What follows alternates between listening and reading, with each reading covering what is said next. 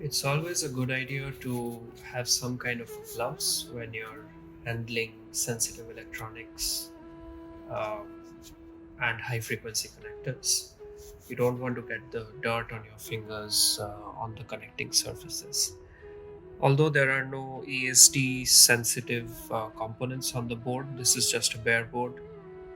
I'm still wearing a ESD safe gloves instead of the nitrile gloves because these are a bit airy and my fingers won't sweat as much. All right, so in this video, I'm going to give you a brief overview of the test coupons which we prepared for standardizing high speed links. These are the differential test coupons, and these are a few single ended test coupons. We have different types of coupons uh, where we have facilities for checking wire bonding in between the traces to model certain wire bonding parameters. There are also a few DC block and bias T configurations which we will try in the coming days. So in this video, mainly I'm going to be showing the connectors, the high-speed connectors which we have chosen. These are the Samtec GPPC. Let me have the focus. Yeah. So these are the Samtec GPPC connectors, which has two SMPM sockets on the connector, and these are the full detent ones. So this connector comes in two variants. One has full detent so that you can connect individual SMPM cables like these, and the other one I think is a smooth bore, which would not have the locking mechanism of the individual SMPM connections, but it would lock if you use Samtec's uh, GPPC series SMPM connecting cables. So I'll put a picture up on the screen right now. So the difference between the full detent and the smooth bore, which I explained, is my speculation. I went for the full detent just to be safe, but whether or not the smooth bore accepts these single SMPM wires or not, I am not 100% sure. Again, it is my speculation, and I think I just have to go through the documentation and data sheets one more time to be 100% sure. But if any one of you have some experience with these GPPC connectors, please do leave your comment in the comment section, and yeah, please feel free to um, have an exchange of ideas in the comment section. Another interesting feature of this connector is that this is a compression mount connector. This is not a it's not a soldered connector. So you can see, uh, let me just take it out. So yeah, as you can see that this connector has two M2 screw holes, and on the bottom you have, let me just focus. Yeah, on the bottom you have two spring loaded pins, which are essentially the high frequency channels, and your entire body is machined aluminum, I guess, and that is obviously the ground. All right, so they will also give you two M2 screws like these, and these are Phillips head, so you should be able to attach it with a small Phillips head driver. All right, so let's try and connect one of these connectors on the board. Recently got this Viha Go box, which has ESD safe bit drivers, and yeah, it's pretty cute looking bit set. Yeah, it has a good assortment of bits, and yeah, no complaints. It's pretty good. So I'm gonna take out the precision Phillips head out of it, and yeah, the magnet is quite strong. I think it is PH focus. Yeah, I think it is PH 000. That is the number of the bit, and I think it should be fine. Okay, so let me clear up some space for working. Okay, so this connector has a, I wouldn't say a polarity, but has two sides.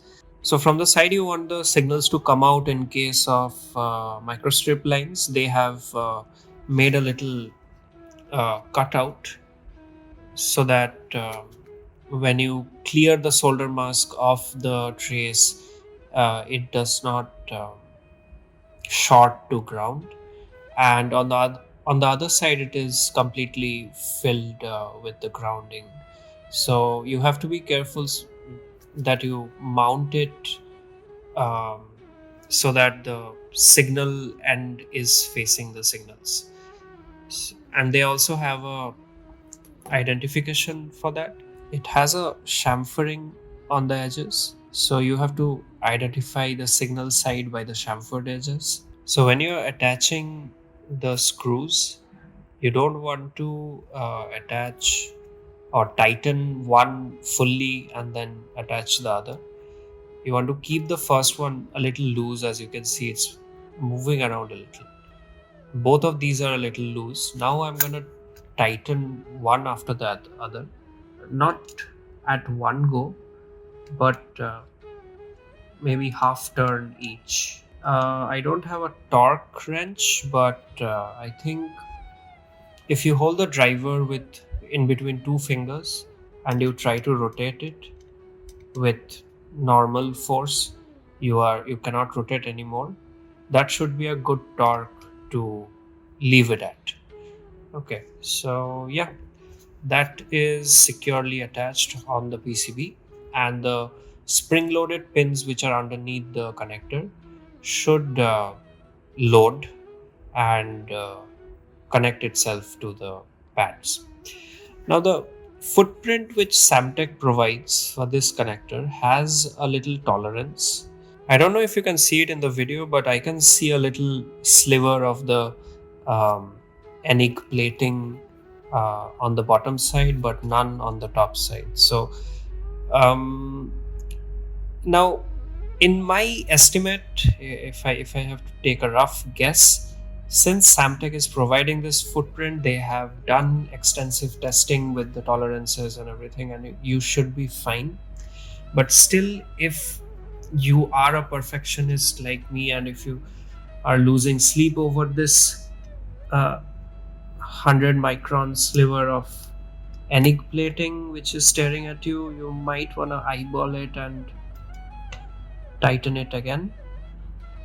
But be very careful not to over tighten it. Always hold it between two fingers. I mean, I'm holding it like this, but my main grip is between these two fingers. So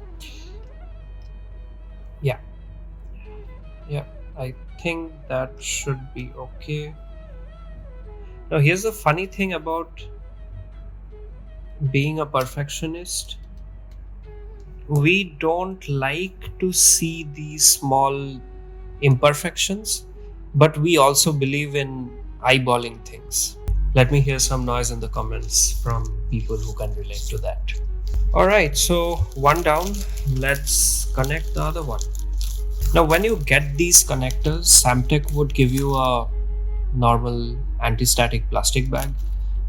The connector would be inserted in the plastic bag loose, and then you would have a different Ziploc bag for the screws. I would suggest you maintain this packaging. Do not put the connector inside the Ziploc bag containing the screws, because you run the risk of scratching the surface with the screws. So if you do need to put this in a Ziploc bag, put it in a separate small Ziploc bag which is clean, and put the screws in a separate Ziploc bag. So yeah, again, I'm not gonna tighten this fully. I'm gonna let it be a little loose. I was almost flicking away the M2 screw. There must be a better way of connecting this. This is a bit awkward. Yeah, again, I have to look at the Samtec documentation, assembly documentation of this. So I just realized I was doing something which shouldn't be done with a compression mount connector. So you see that underneath the compression mount connector there's a pin which goes up and down. So if you put, like, if you have connected that on the PCB and you try to move the pin back and forth, or you try to laterally move the entire component, there is a bad stress. There is a very bad kind of stress which develops on the springs on the pin. So it kind of wants to move, but it also digs into the PCB. So in a microscopic scale, you should never move this component once you have tightened it, or you have half tightened it. So what I was doing was I half tightened the component and I was trying to move the connector so as to adjust its position. I shouldn't have done that. So then I loosened it up and then moved it and then again tightened it up. Yeah, so that should be good. Let me just check the torque on these once more. All right, so that is how it'll look like on your PCB. I'm just gonna connect a SMPM cable on this and show you, but there's nothing more to it. It's just two high frequency channels or a differential channel, and you can use your existing SMPM cables, hopefully, if you get the full detent ones. So little note about the cables if you're interested. So this is a SCA 7608618. You can search the part number and find the data sheet. So yeah, you just take the cable in your hand. Vertically you have to push down. Yeah, so this is a 1.2 millimeter board. You see, when I pushed down, the board kind of flexed a little, so you can get an idea of the force which you require to push down. Of course, different SMPM cables will have slightly different mechanical properties, and you will be needing different kinds of forces. But yeah, overall, that's about it. And it's quite rigid, although it has a little play, which is good, but it is quite rigid on the connector. So I can do this, although I would not recommend it. This is a test board, that is why I'm abusing it so much. But yeah, be very careful with high frequency and high speed components. You can easily break it if you don't if you aren't mindful while handling them. Yeah, so what else?